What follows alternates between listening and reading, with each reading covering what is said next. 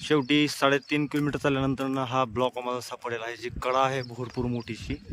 आणि ही पहा ती कडा, हे कडा चालत असताना हे पाणी, हे असं बघा, हे खूप मोठ्या प्रमाणात मोठी कडा आहे या ठिकाणी. आणि कडेच्या साईडनं हे पाणी आहे जे झऱ्याकडे जातं. हे तब्बल आम्हाला 3.5 किलोमीटर चालल्यानंतर न दिसलेलं आहे. हे पहा मोठी कडा,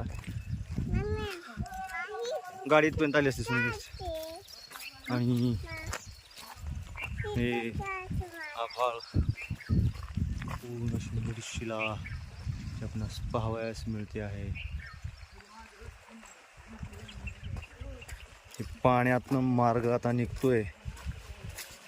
पुढे मोठे डोंगर आहेत या ठिकाणी.